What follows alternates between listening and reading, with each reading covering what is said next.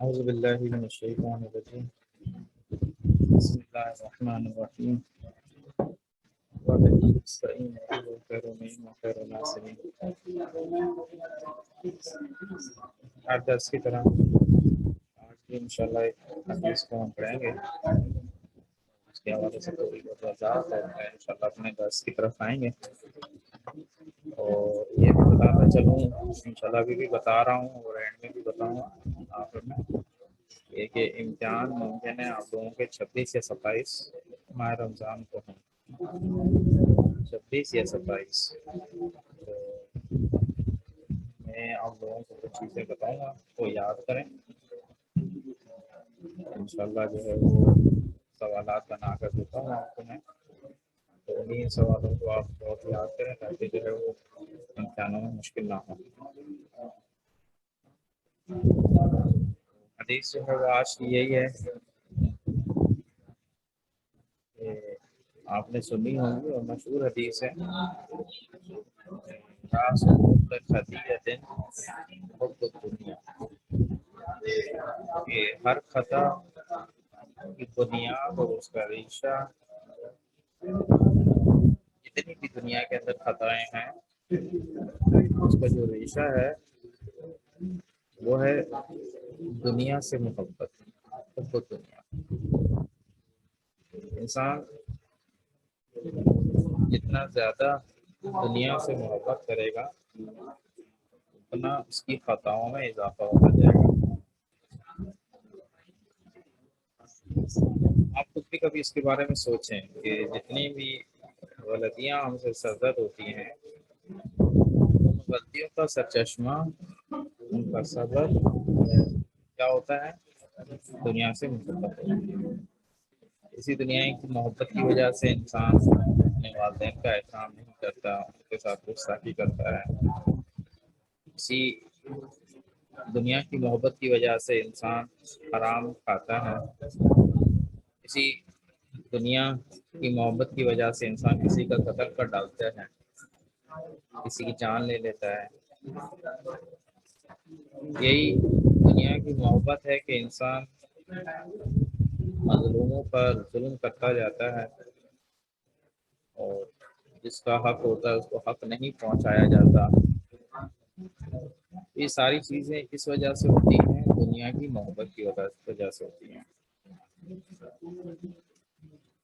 یہ جو ہم خدا سے دور ہوتے جاتے ہیں، اہل بیت کی سیرت پر عمل نہیں کر پاتے، عبادت ٹھیک سے نہیں کر پاتے، خدا کے ساتھ اپنے معاملے کو ٹھیک نہیں کر پاتے، اس کی وجہ یہی ہوتی ہے کہ ہم دنیا کی محبت رکھتے ہیں اپنے اندر۔ یاد رکھ یہ مان لیجئے کہ جب سے دنیا کی محبت ہمارے اندر کم ہوگی، جب تو خود بخود خود ہمارے گناہ، ہماری خطائیں کم ہوتی جائیں گی۔ اہل بیت کے چاہنے والے جتنے بھی گزرے ہیں سارے اس سیرت پر عمل کرتے ہوئے گئے ہیں کہ انہوں نے دنیا کو اہمیت نہیں دی۔ جناب سلمان محمدی لے لیں، سلمان فارسی کا، یا جناب سمیت عمار لے لیں، بطور کدو بیچنے والے تھے، جناب ابو ذر کو لے لیں کہ کچھ بھی نہیں تھا ان کے آنکھوں کو جلائے وطن کر دیا گیا تھا۔ اسی طریقے سے بہت سارے ایسی شخصیات گزری ہیں کہ جنہوں نے دنیا کو کم توجہ دی ہے۔ دنیا کے حوالے سے فقط یہ کانسیپٹ بتا دوں کہ ایسا نہیں ہے کہ ہم جب بھی دیکھتے ہیں کہ روایتوں میں بہت زیادہ دنیا کی مذمت آئی ہوئی ہے، پھر ایک سوال اٹھتا ہے تو خدا نے یہ تو دنیا خلق ہی کیوں کی؟ اگر اتنی بری تھی تو خدا نے خلق کیوں کی ہے؟ تو یہ میں بارہا عرض کرتا ہوں کہ دنیا خود ذاتاً کوئی بری چیز نہیں ہے۔ دنیا سے دل لگانا، دنیا کو ہر چیز سمجھنا، یہ غلط ہے۔ اچھی چیز کیا ہے؟ وہ یہ کہ دنیا کو وسیلہ بنایا جائے، دنیا کو آخرت کے لیے وسیلہ بنایا جائے، عاقبت خیر کے لیے وسیلہ بنایا جائے۔ ورنہ دنیا دیکھو تو فی ذات ہی خود بخود نہ اچھی چیز ہے نہ بری چیز ہے، اس کو استعمال کے حوالے سے ہے کہ آپ دنیا کو دیکھتے کس نگاہ سے ہیں، کس نظر سے دیکھتے ہیں دنیا کو۔ اگر دنیا کو وسیلہ بناتے ہیں آخرت کے لیے تو اس سے اچھی چیز کوئی ہے نہیں، کیونکہ خدا کی حکمت بھی یہی ہے کہ خدا نے ہمیں اس دنیا کے اندر بھیجا تاکہ عمل کر سکیں، کیونکہ دار عمل یہی دنیا ہے، اسی دنیا میں ہمیں عمل کرنا ہے، اور دار جزا جو ہے وہ قیامت ہے۔ تو نہیں ہو سکتا کہ ہم دار جزا میں چلے جائیں عمل کیے بغیر، تو ظاہر بات ہے ایک ایسا مقام ہونا چاہیے کہ جہاں عمل ہو اور اس عمل کی جزا دی جائے۔ تو عمل کا جگہ، عمل کا مقام یہ دنیا ہے، تو دنیا ایک اچھی چیز ہے۔ یہ جو روایاتوں میں آیا ہوا ہے کہ دنیا بری ہے، دنیا کو امام علی نے طلاق دے دی، دنیا یہ ہے، دنیا سرچشمہ ہے تمام فساؤں کا، اس کی وجہ یہ ہے کہ اگر ہم دنیا کو وسیلہ نہیں بناتے، دنیا کو ہم ہر چیز سمجھ لیتے ہیں، ہماری ساری کوششیں، ساری توجہیں، ساری محبتیں اس دنیا کے لیے ہوں، تو اس صورت میں جو ہے دنیا بری چیز ہے، کیونکہ دنیا، جب آپ دنیا سے محبت کرتے ہیں نا، یہ خدا سے آپ کو دور کر دیتی ہے، خدا سے غافل کر دیتی ہے، اور ہر وہ چیز جو خدا سے غافل کر دے، خدا سے دور کر دے، وہ بری چیز ہوتی ہے۔ تو دنیا بھی اسی چیزوں میں سے ایک چیز ہے۔ ایک واقعہ، پھر انشاءاللہ ہم اپنے درس کی طرف آتے ہیں۔ حضرت عیسیٰ علیہ السلام اپنے صحابی اور حواریوں کے ساتھ، حواری کوئی صحابی جو ساتھ تھے حضرت عیسیٰ کے، حضرت عیسیٰ اپنے حواریوں اور اصحاب کے ساتھ ایک گاؤں سے گزرے، دیکھا کہ یہ سارے گاؤں والے گلیوں میں، روڈوں پر مرے ہوئے پڑے ہوئے، جو راستے بنے ہوئے تھے اس گاؤں کے اندر سارے مرے ہوئے، اس میں جتنے بھی تھے اس گاؤں کے رہنے والے سارے مرے ہوئے تھے، یعنی خدا کا عذاب ان کے اوپر آیا ہوا تھا۔ تو جو حضرت عیسیٰ کے ساتھ ان کے حواری تھے، اصحاب تھے، انہوں نے پوچھا حضرت عیسیٰ سے کہ یا نبی اللہ آپ بتائیں، ہم جاننا چاہتے ہیں کہ اس قوم پر کیا مصیبت آئی ہے اور کیوں آئی ہے، اور کیا ہوا ہے، ان کے وجہ کیا ہے۔ تو حضرت عیسیٰ نے خدا سے دعا کی اور خدا سے درخواست کی کہ مجھے بتائیں کہ ان کو کس جرم میں سزا دی گئی ہے۔ تو خدا کی طرف سے وہی آئی، آواز آئی کہ اے میرے حبیب اللہ، رات کے ٹائم تم ان کو پکارنا، ان میں سے کوئی تمہیں ایک جواب دے گا، جو مردے پڑے ہوئے ہیں، جو مر گئے ہیں سارے، کوئی بھی زندہ نہیں بچا، رات کے ٹائم تم ان کو آواز دینا، ان میں سے ایک تمہیں اس پہ جواب دے گا۔ تو رات ہوئی اور حضرت عیسیٰ علیہ السلام ایک بلند مقام پر، ایک بلند جگہ پہ چلے گئے اور وہاں کھڑے ہو کر آواز دیتے ہیں کہ مجھے کوئی بتائے کہ تم لوگوں پر کیا مصیبت آئی ہے۔ ایک شخص اٹھا اور پھر وہ باتیں کرنا شروع کر دی، اس نے کہا کہ ہم رات کو سوئے ہوئے تھے، صبح اٹھے تو یہ عذاب جو ہے وہ خدا کا ہم سب کو اپنی لپیٹ میں لے لیا۔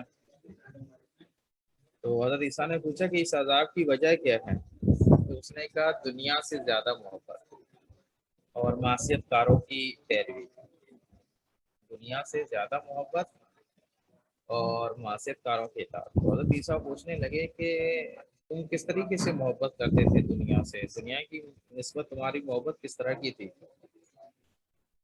تو وہ شخص کہتا ہے کہ ہماری محبت دنیا سے اس طریقے سے تھی جس طریقے سے ماں اپنے بیٹے سے محبت کرتی ہے، جس طریقے سے، بلکہ الٹا کہ جس طریقے سے بچہ اپنی ماں سے محبت کرتا ہے، بچہ جس طریقے سے اپنی ماں سے محبت کرتا ہے، اس طریقے سے یہ دنیا سے محبت کیا کرتے تھے۔ جب دنیا ان کی طرف آتی تھی خوشحال ہوتے تھے، ان کو جب کوئی چیز مل جاتی تھی، جیسے ان کی طرف سے دنیا چلی جاتی تھی رونا شروع کر دیتے تھے۔ جس طریقے سے بچے کے پاس ماں ہے، اسے پیار کرے تو وہ ہنستا رہتا ہے، خوش رہتا ہے، جب اس سے ماں دور ہو جاتی ہے تو روتا ہے۔ تو یہی کام ہم یہ دنیا کی نسبت کیا کرتے تھے، دنیا ان کو ملتی تھی خوش ہوتے تھے، دنیا ان سے چلی جاتی تھی تو رونا شروع کرتے تھے، یعنی دکھ کرتے تھے، غم میں چلے جاتے تھے۔ تو اس نے پوچھا کہ تم کیوں جواب دے رہے ہو، وہ کیوں نہیں دے رہے جواب۔ کہ وہ اٹھ کے انہوں نے جواب کیوں نہیں دیا، تم نے کیوں دیا؟ وہ کہتے ہیں کہ انہوں نے اس لیے جواب نہیں دیا کیونکہ وہ لوگ اس وقت ان کے خدا نے جو ہے آگ کی لگام ان کے منہ پہ لگاتی ہے، آگ کی لگام ان کے منہ پہ لگاتی ہے، وہ بول نہیں سکتے۔ حضرت عیسیٰ نے پوچھا کہ تم کیسے بول رہے ہو؟ سنے گا میں اس لیے بول رہا ہوں کیونکہ میں ان کے درمیان میں تھا لیکن ان میں سے نہیں تھا، میں اہل دنیا نہیں تھا، میں دنیا سے محبت نہیں کرتا تھا، ہاں ان کے درمیان رہتا تھا، لیکن اب عذاب آیا تو وہ عذاب میرے اوپر بھی آ گیا۔ اب جو ہے میں وہ بالکل جہنم کے کنارے پہ کھڑا ہوں، مجھے نہیں پتا کہ میرے ساتھ کیا ہوگا۔ اس کے بعد پھر حضرت عیسیٰ جو ہے اپنے اصحاب اور حواریوں سے مخاطب ہو کر کہتے ہیں کہ خشک روٹی کھانا، نمک کے ساتھ کھانا، اور پرانے لباس پہننا، اور ایک بدترین جگہ پر سونا، یعنی بدترین زمین پر جو فرض کریں کہ سخت زمین ہو، اگر اس کاموں میں اگر انسان کی دنیا اور آخرت اچھی ہوتی ہے تو یہ بہتر ہے اس اچھی زندگی سے جو انسان کی عاقبت اور آخرت خراب کرتے ہیں۔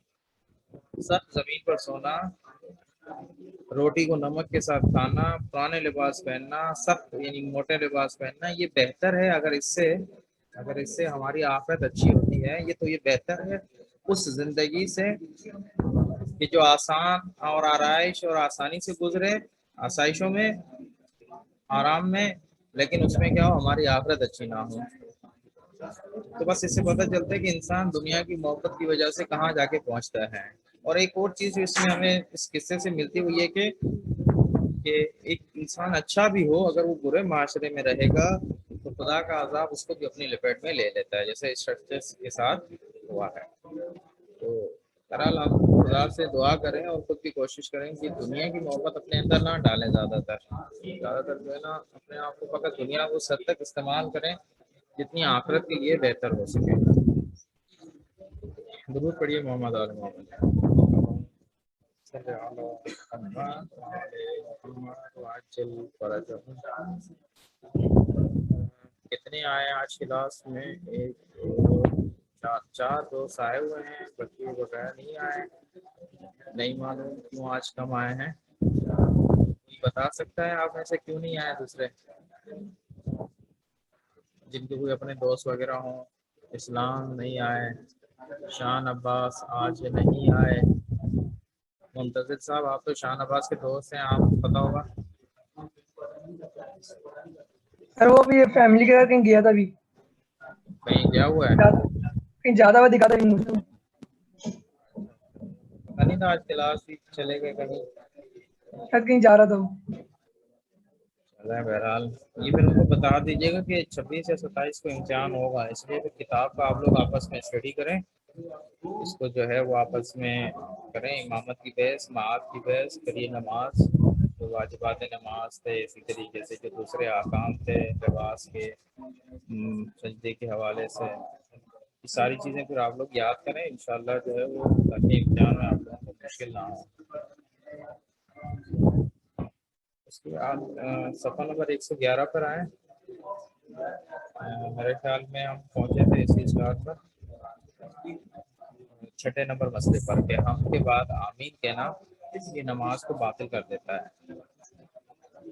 انسان نماز پڑھ رہا ہو اور سورہ حمد کے بعد آمین کہے تو اس سے کیا ہوتا ہے؟ نماز باطل ہو جاتی ہے۔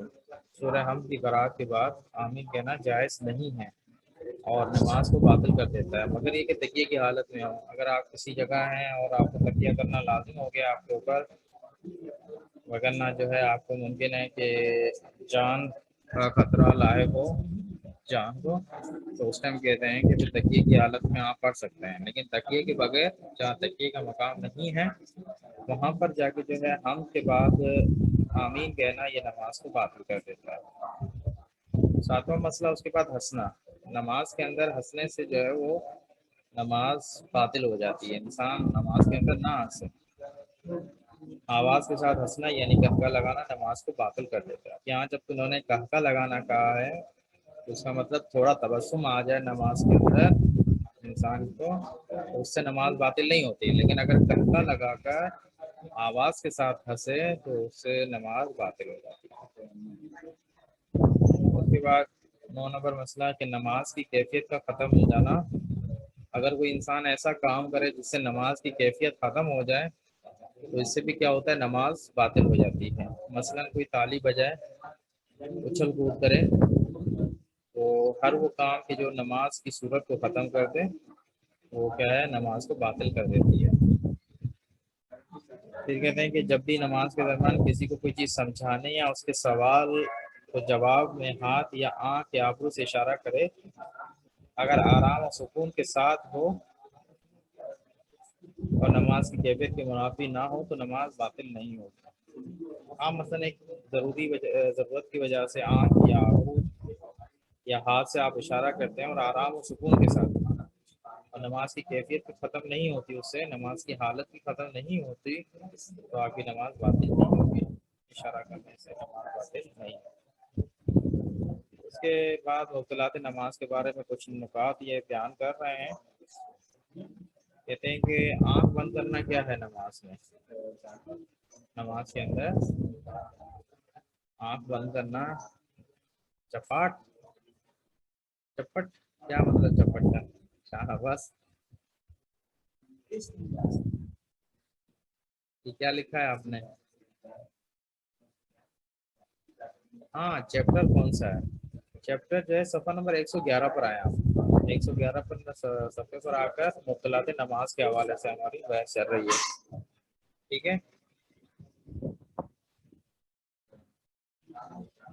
تو کہتے ہیں کہ نماز کی حالت میں انسان آنکھیں بند کرے تو اس میں کوئی شرعی رکاوٹ نہیں ہے, نماز باطل نہیں ہوتی. لیکن ہاں یہ ہے کہ آنکھ بند کرنا نماز کے اندر مکروہ شمار ہوتا ہے.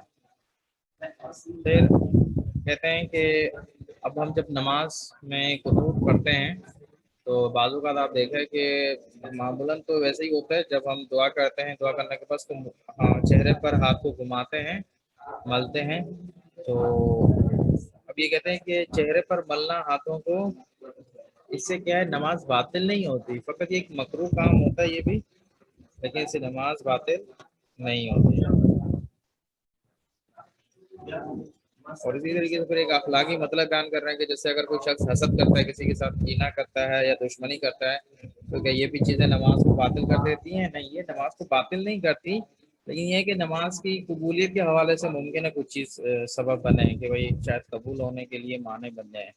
کیونکہ انسان جب برے اخلاق کا مالک ہوتا ہے اور کسی کے ساتھ حسد کرتا ہے یا کینہ کرتا ہے یا دشمنی رکھتا ہے تو یہ ایک اچھی چیز نہیں ہے.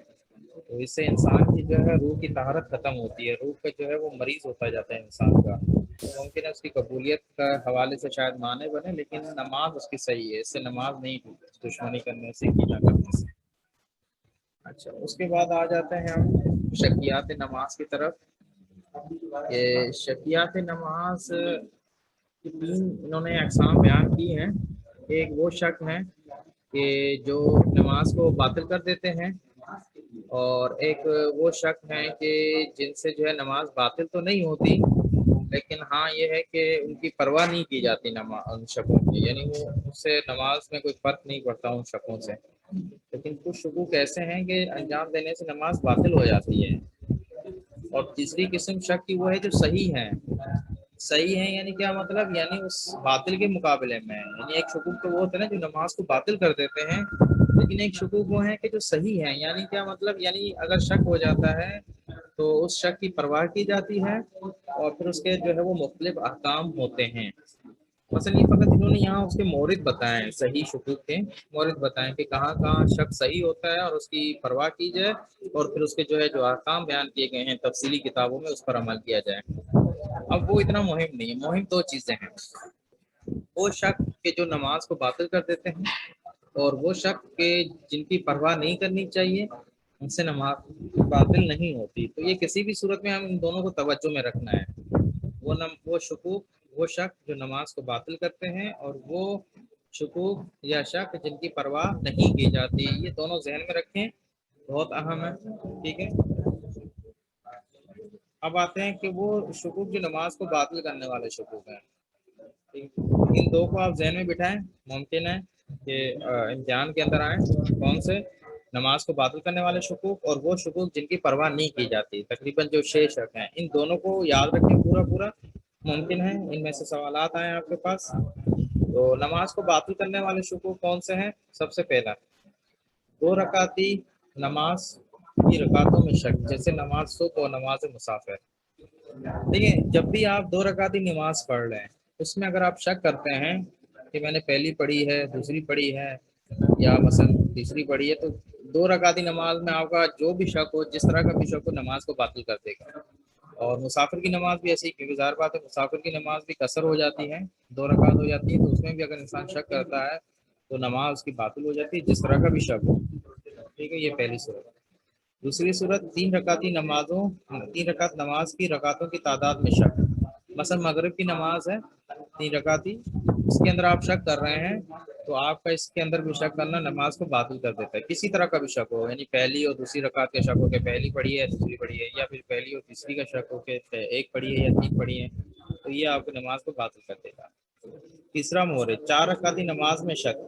4 रकाती नमाज है और उसमें शक किया जा रहा है। कहते हैं अगर शक का एक तरफ 1 रकाती हो और दूसरी तरफ जो है वो 3 रकात हो, मसलन हम 4 रकात नमाज पढ़ रहे हैं जोहर असर या इशा की, और शक कर रहे हैं कि मैंने 1 रकात पढ़ी है, ये अभी पहली रकात है या तीसरी या चौथी रकात है, तो इससे भी आपको क्या है, नमाज बातिल हो जाती है। खुद भी बयान कर रहे हैं, मसलन शक करे कि 1 रकात पढ़ी है या 3 रकात। 4 रकाती नमाज के अंदर शक अगर इस तरह का हो कि एक तरफ उसका शक का पहली 1 रकात हो और दूसरी तरफ जो है मसलन 3 रकात हो, तो शक करे कि मैंने 1 रकात पढ़ी है 3 रकातें हैं, तो इससे नमाज बातिल हो जाती है। चौथा मोरिद कि जहाँ नमाज बातिल होती है और शक को बातिल कर, शक जो है नमाज को बातिल कर दिया है दूसरे सजदे के पूरा होने से पहले।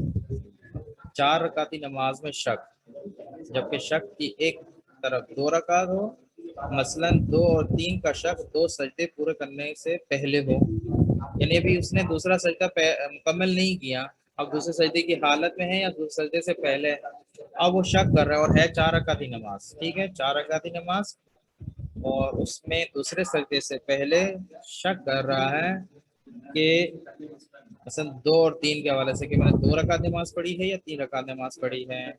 ठीक है, तो इस सूरत में भी उसकी नमाज क्या हो जाएगी, बातिल हो जाएगी। रहेगी 5वीं सूरत कि 2 और 5 या 5 से ज्यादा में शक करें। ऐसा शक करे कि मैं 2 रकात नमाज पढ़ी है 5 रकात, कोई भी हो नमाज उसमें कोई फर्क नहीं पड़ता, कि ये शक करे कि मैंने 2 रकात नमाज पढ़ी है 5 या 2 रकात पढ़ी है 6 या 2 रकात मैंने नमाज पढ़ी है 7, इस तरह का अगर शक करता है तो उसकी नमाज बातिल हो जाती है। तो बस 2 और 5 के दरमियान या 5 से ज्यादा के दरमियान शक हो, यानी एक तरफ आपकी 2 रकात हो और दूसरी तरफ 5 या 5 से ज्यादा हो, और आप शक करें कि मैंने 2 रकात पढ़ी है या 5 रकात, तो उससे नमाज बातिल है। 3 और 6 से ज्यादा में शक, यानी एक तरफ आप 3 में शक करें कि 3 रकात पढ़ी है और दूसरे वाले शक करते हैं कि 6 रकात पढ़ी है या 6 से ज्यादा पढ़ी है। मतलब आप शक करते हैं कि मैंने अभी 3 रकात पढ़ी है 6 रकात पढ़ी है, किसी भी नमाज के अंदर। उदाहरण ये शक तो 4 रकात नमाज के अंदर ही हो सकता है या 3 रकाती में, और शक करता है कि मैंने 3 रकात नमाज पढ़ी है 6 रकात या 3 रकात नमाज पढ़ी है 7 रकात, तो उससे क्या होता है, आपकी नमाज बातिल हो जाती है। ठीक है, 4 और 6 या 6 से ज्यादा में शक, तो इंसान शक करे कि मैंने 4 रकात नमाज पढ़ी है या जो है वो क्या नाम है 6 रकात या 6 से ज़्यादा, तो इससे भी इंसान की नमाज बातिल हो जाती है।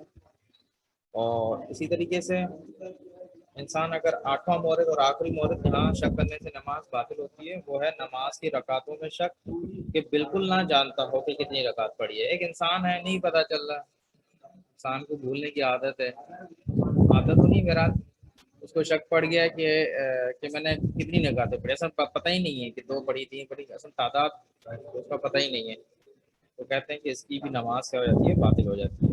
तो ये बहुत अहम है, इसको तवज्जो में रखें। और उसके बाद वो शक जिनकी परवाह नहीं करनी चाहिए, ये भी बहुत ज़रूरी है। इन दोनों में से सवाल आ सकता है। वो शक के जिनकी परवाह नहीं करनी चाहिए। अब वक्त गुजर जाने के बाद, मसलन रुकू में दाखिल होने के बाद हम और सूरा में शक करें, ठीक है, अब इंसान अगर फर्ज करें कि رکوع میں داخل ہونے کے بعد حمد و سورہ میں شک کرے کہ میں نے حمد و سورہ پڑھی ہے یا نہیں پڑھی، تو اس شک کی پرواہ نہیں کرنی ہوتی انسان کو۔ سلام کے بعد شک کرے انسان کسی چیز میں تو پرواہ نہیں کرنی۔ نماز کا وقت گزرنے کے بعد شک کریں، رکعتوں کا شک ہو، کسی چیز کا بھی شک ہو، اس کی پرواہ نہیں کرنی۔ اسی طریقے سے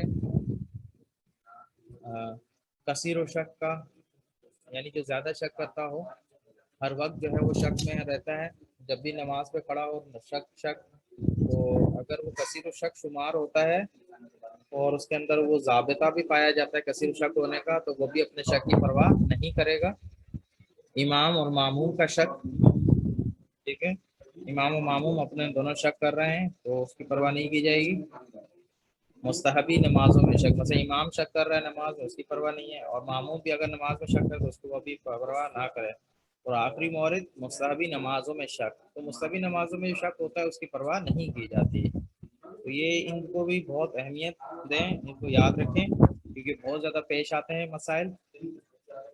سر ہمارے پاس بک نہیں ہے آج بھی، لیکن ہم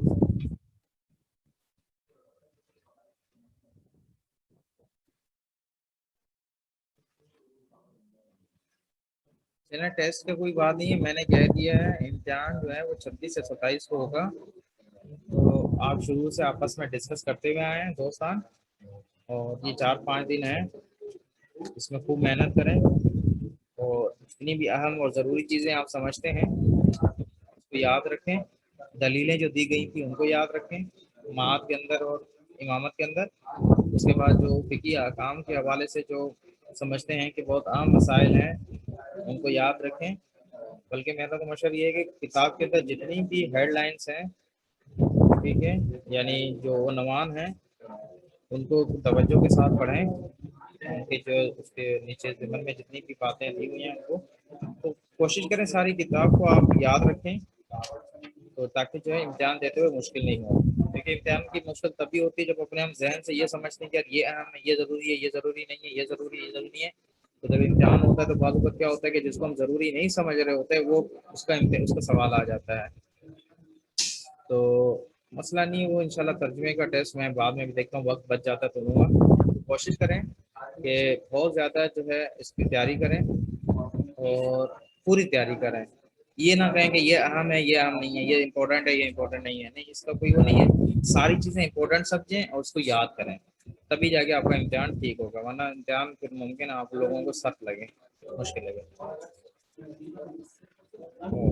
انشاءاللہ آخری دن میں آپ کو بتاؤں گا کہ امتحان کیسی وہ ہوگا، یعنی روش کی کچھ ٹک مار میں ہوں گے، یعنی کچھ آپ کو فل ان دا بلینکس کرنا پڑے گا، یعنی کچھ خالی جگہ ہیں، اور پھر کچھ جو ہے وہ تحریری صورت میں آپ کو لکھنا پڑے گا ریٹرن، تو یہ یاد رکھیں، انشاءاللہ خوب تیاری کریں، اچھی تیاری کریں تاکہ مشکل نہ ہو۔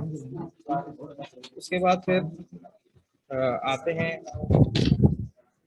کچھ مسائل ہیں، کہتے ہیں کہ اگر کوئی نماز کی تیسری رکعت میں شک کرے کہ قنوت پڑھا ہے یا نہیں، تیسری رکعت میں ہے، مثلا مغرب کی نماز لے لیں یا 4 رکعت ہیں، تو وہ اپنے شک کی پرواہ نہ کرے اور اس کی نماز صحیح ہے، اور اس بارے میں اس پر کچھ واجب نہیں ہے، ٹھیک ہے، تو اس طریقے سے انسان اگر قنوت کے بارے میں شک کرتا ہے اسی رکعت کے اندر، تو وہ اپنے اس کی پرواہ نہیں کرے گا شک کی، اور اس کی نماز صحیح۔ اس کے بعد کہتے ہیں اگر کوئی شخص کئی سال بعد شک کرے کہ اس کی نمازیں صحیح تھی یا نہیں، تو وہ اپنے شک کی پرواہ نہ کرے، کیونکہ عمل کے بعد شک کی پرواہ نہیں کرنی چاہیے۔ ایک انسان ہے، ممکن ہے اس ٹائم تو اس کو نہیں پتا ہو، ابھی شک کرتا ہے کہ یار پتہ نہیں میں نے نمازیں صحیح پڑھی تھی یا نہیں، تو کہتے ہیں کہ اس کی نماز صحیح ہے، وہ اپنے شک کی پرواہ نہیں کرے گا، کیونکہ ابھی تو عمل گزر چکا ہے، تو لہٰذا اس کی پرواہ نہیں کی جائے گی۔ اس کے بعد پھر کہتے ہیں کہ کثیر و شک کو اس کام کی انجام دہی پر بنا رکھنی چاہیے جس میں شک کیا ہے، سوائے اس کے جو نماز کے مطلعات کا سبب بنتا ہو، کہ ایسی صورت میں اس کے انجام نہ دینے پر بنا رکھنی چاہیے، اور اس میں رکعتوں اور افعال و اقوال نماز کے درمیان کوئی فرق نہیں ہے۔ مثلا شک کرے کہ رکوع اور سجدہ کیا ہے یا نہیں، بنا رکھے کہ کر لیا ہے، اگرچہ اس کا وقت نہ گزرا ہو، لیکن اگر شک کرے کہ صحیح نماز 2 رکعت پڑھی ہے یا 3 رکعت 3، تو بنا رکھے 2 رکعت پڑھی ہے، یعنی اس پر جو ہے وہ بنا رکھے گا، ٹھیک ہے نا، تو یعنی جو کثیر و شک ہے جو اس کو انجام دینا چاہیے وہ اسی پر شک رکھا ہے، یعنی بنا رکھے گا اپنی، نہ اسے زیادہ پر نہ اسے کم پر۔ مثلا اگر اس کو 2 رکعتی نماز پڑھنی ہے صبح کی، شک کرتا ہے کہ 2 رکعت پڑھی ہے 3، اور وہ ہے کثیر الشک میں سے، وہ کیا کرے گا، کہے گا میں نے 2 رکعت ہی نماز پڑھی ہے، ٹھیک ہے۔ اور اسی طریقے سے مثلا فرض کے جیسے وہ رکوع اور سجدے میں شک کرتا ہے کہ میں نے کیا ہے یا نہیں کیا، تو کس پر اپنی بنا رکھے گا، کہے گا کہ میں نے کر لیا ہے، سجدہ بھی کر لیا، رکوع بھی کر لیا ہے، ٹھیک ہے نا، اگر جس کا وقت نہ بھی گزرا ہو۔ یہ مسئلہ تھا۔ آخر میں جو ہے بیان کرتے ہیں کہ نافلہ نمازوں کے اقوال افعال میں شک واجب نمازوں کے اقوال اور افعال میں شک کی طرح ہے۔ اقوال یعنی وہی جو آپ قرات کرتے ہیں، جو اس کے اندر چیزیں پڑھی جاتی ہیں، اور افعال جو حرکات ہم انجام دیتے ہیں، رکوع کرنا، سجدہ کرنا، قیام کرنا، کہتے ہیں کہ جو واجب نمازوں کے اندر جو صورتحال ہے وہی نافلہ نمازوں میں ہے۔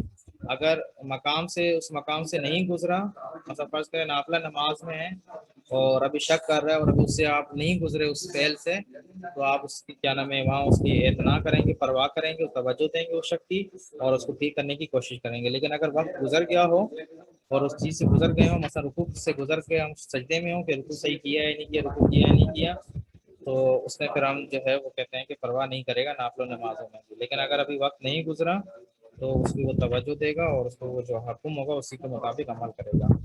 مثال دیتے ہیں کہ مثلا اگر حمد یا رکوع میں شک کرے، چنانچہ اگر اس کا وقت نہ گزرا ہو تو انجام دے گا، اگر گزر گیا ہو تو پرواہ نہیں کرے گا اس کی۔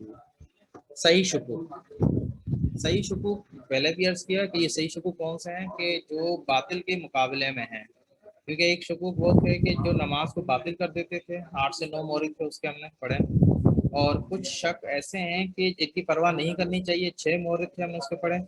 ابھی ہم ان شکوک کو پڑھتے ہیں کہ جو صحیح ہیں، نماز کو باطل نہیں کرتے، لیکن ان کا پھر ایک خاص حکم ہے جو انہوں نے یہاں بیان نہیں کیا، تفصیلی کتابوں میں جو ہے وہ ذکر ہے۔ مثلا فرض کریں توضیح مسائل کے اندر وہ ذکر ہے کہ صحیح شک جہاں ہوتا ہے تو اس کے پھر کیا حکام ہے، تو یہاں انہوں نے بیان نہیں کیا، فقط فہرست بیان کی، ہم بھی فہرست بیان کرتے ہیں۔ اور یہ صحیح شک فقط کہاں پایا جاتا ہے؟ 4 رکعتی نماز میں، نہ 2 رکعتی میں نہ 3 رکعتی میں، یہ صحیح شک وہاں نہیں پایا جاتا، ٹھیک ہے نا، فقط 4 رکعتی نماز کے اندر اس کی جو ہے وہ موارد ہیں۔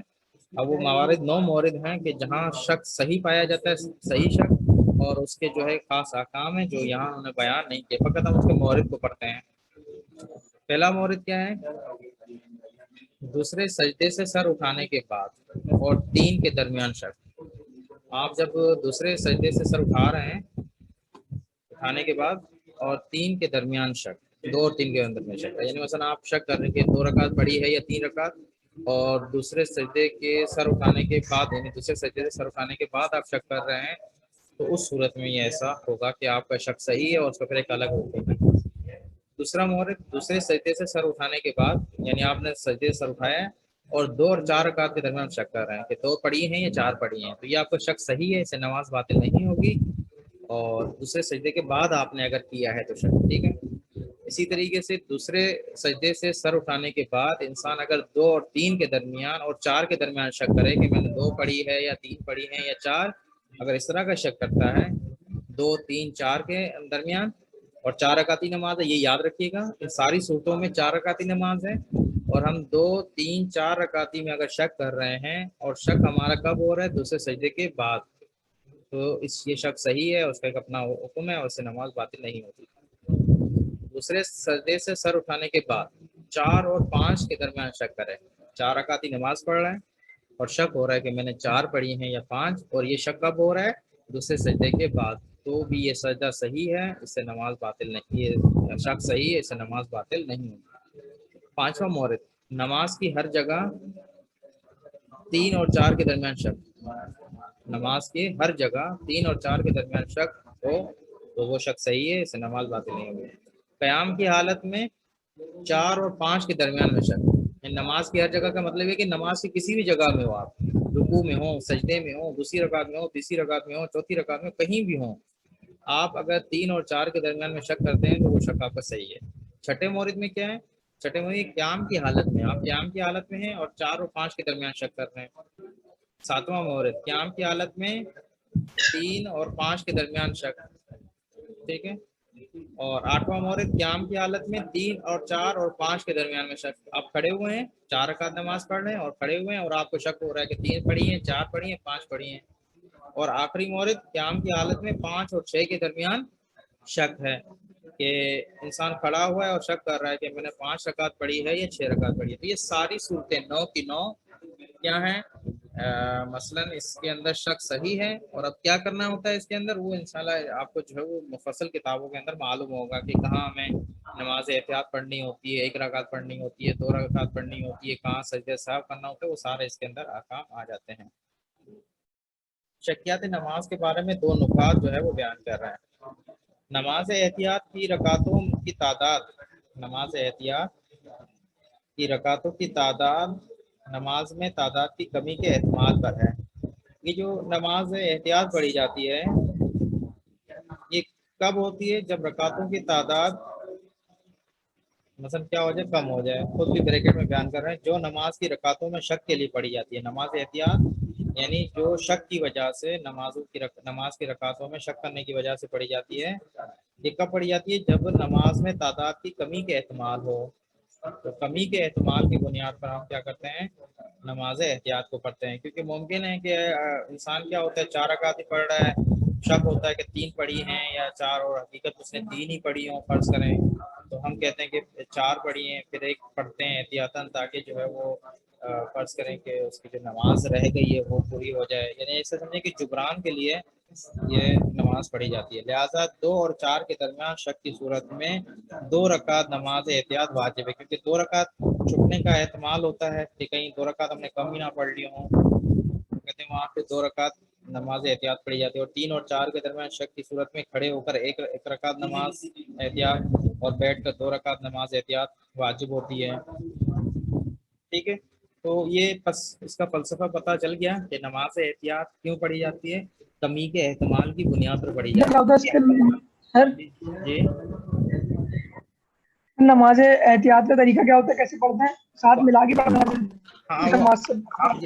جی جی وہ عام طریقہ ہوتا ہے جب آپ نماز پوری کر لیتے ہیں. مثلا فرض کریں ایک نماز آپ نے پڑھی ہے ظہر اثر کی، ظہر کی پڑھی ہے یا مغرب کی، اور آپ نے جو ہے وہ شک کیا ہے، تو آپ اس کی اپنی نماز پوری کر کے پھر جب نماز آپ کی ختم ہو جاتی ہے پھر کھڑے ہوتے ہیں آپ، اور وہ 2 رکعت جو پڑھتے ہیں وہ اسی نماز احتیاط کی نیت سے پڑھی جاتی ہے.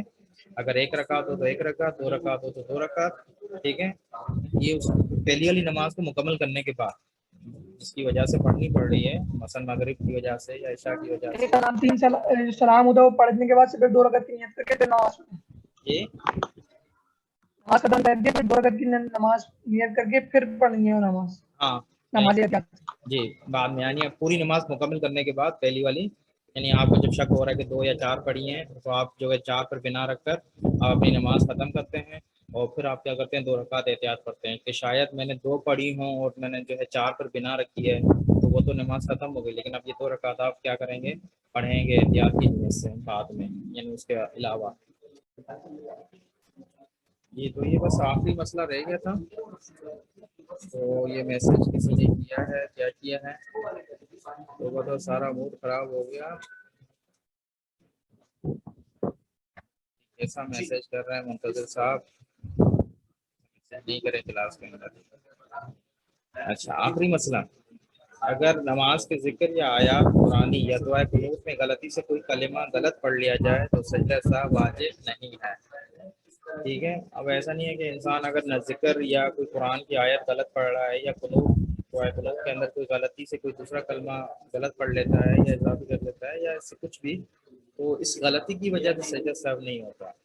ٹھیک ہے نا، سجدہ سہو جو ہے وہ خود نماز کے اجزاء کے حوالے سے ہوتا ہے، نہ کہ جو ہے اس کے دعا کے حوالے سے یا ذکر کے حوالے سے. اگر کوئی غلطی ہو گئی تو اس میں آپ کے لیے سجدہ سہو نہیں ہوتا.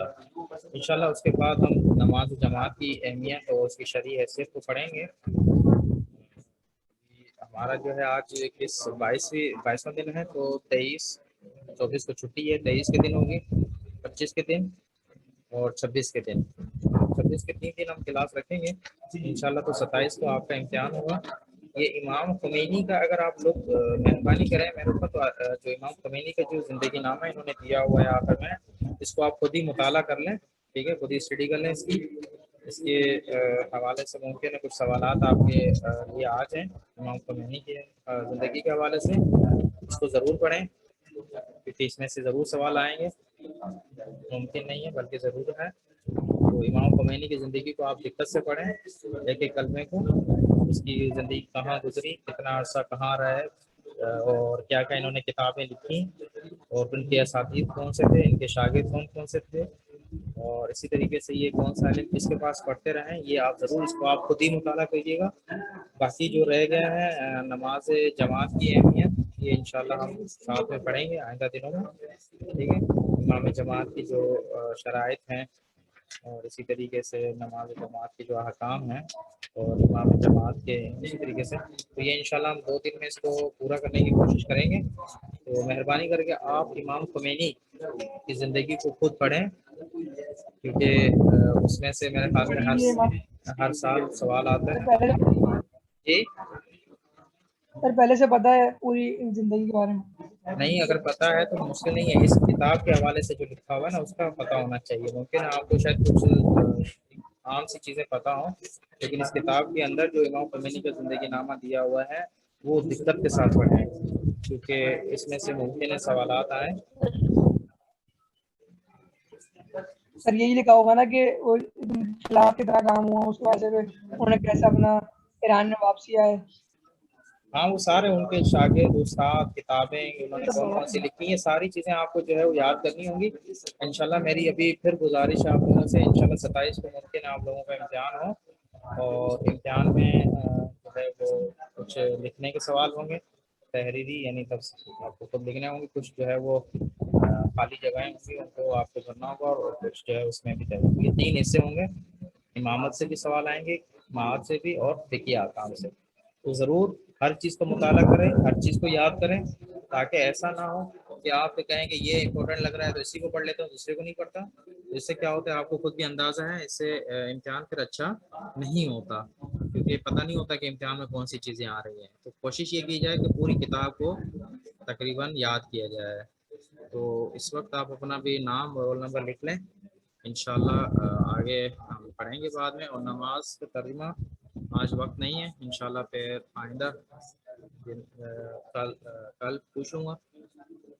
کل تو کلاس ہوگی 23 کو، پھر 24 کو چھٹی ہو جائے گی جمعے کو، پھر ہفتہ اتوار 2 دن کلاس، یا ہفتے کو کلاس ہوگی، اتوار کو امتحان، وہ ابھی ڈیسائڈ نہیں ہوا، انشاءاللہ کل پتہ چل جائے گا۔ تو انشاءاللہ تیاری کریں گے آپ اچھی طریقے سے، اور کوشش کریں کہ انعام اٹھائیں، نمبر اٹھائیں، تاکہ اچھا سا انعام آپ کو مل سکے۔ چلیں آپ اپنے جو ہے وہ رول نمبر اور نام بھیجتے جائیں۔